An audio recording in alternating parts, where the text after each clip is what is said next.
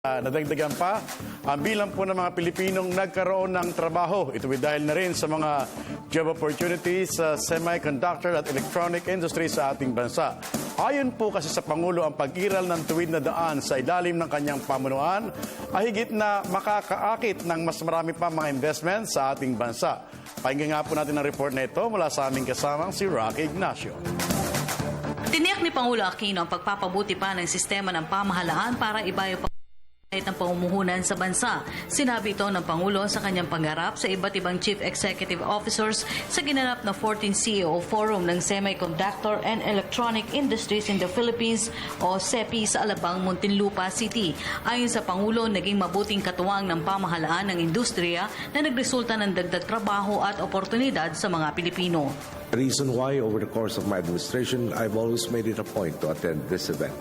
You have been very able partners in reviving not just the manufacturing sector, but the Philippine economy at large, and consequently in empowering the Filipino people. The evidence of our successful partnership is clear as day, and perhaps the greatest example is your work with the Technical Education and Skills Development Authority. Time and again, whether here or abroad, I have pointed to our cooperation as one of the best, examples of what can be achieved when the public and private sector work together. Last year, I spoke about how TESTA graduated 1,994 scholars for work in your industry, 96% of whom found employment. This year, the number of graduates has grown to 3,423, and we have managed to maintain the employment rate. Inilatag rin ng Pangulo ang mga insentibo na ipinatutupad ng pamahalaan para sa mabilis na proseso ng pagnenegosyo, ang konsepto ng one-stop shop kung saan coordinated ang lahat ng ahensya ng pamahalaan. Thank you for reminding us of all of these different agencies that you have to deal with. And I'm sure that several secretaries are present, and those that are not will be told that there has to be that coordination amongst them to, again, try to further minimize the processes that you have to go through.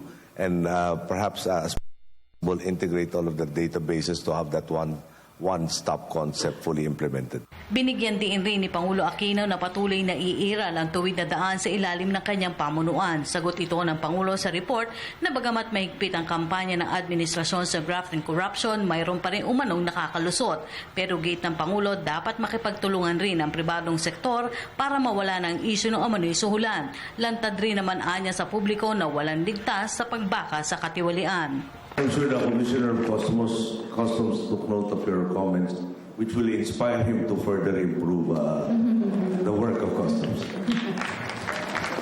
Ito rin anya ang dahilan kung bakit isinusulong ng pamahalaan ang pagpapatuloy ng daang matuwid kaugnay ng nalalapit na halalan. There was a second group that said why weren't they aware of all of the developments that have been happening in the country, in effect late in joining the bandwagon and joining us in the growth and the profitability. And there was a third group that basically said something similar, that they should have been here at the start of our administration and have been reaping the profits by this point in time. Samantala, inatasan naman ng Pangulo si DILG Secretary Mel Senen Sarmiento na humanap ng tamang solusyon sa problema ng ilang negosyante sa pag-regulate ng chemical na ginagamit sa kanilang mga produkto. Paliwanag ng Pangulo, nag-iingat lamang ang PNP sa pagpapalabas ng chemical dahil posibleng magamit na banta sa kaayusan ng bansa. The Secretary of Interior and Local Government tells me that he has already told the Chief of the Philippine National Police to extend these permits. I'll leave it up to them to determine exactly how much. Now, by how long the extension will be. You have to bear in mind that exempt from facing the world of terrorism. A lot of these chemicals have multi-use. But in the same token, that I don't know how many of us are aware, for instance, that fertilizers are also a controlled substance. And there are mechanisms already involved to be able to ensure that this do not fall into inappropriate hands. But unfortunately, it still does.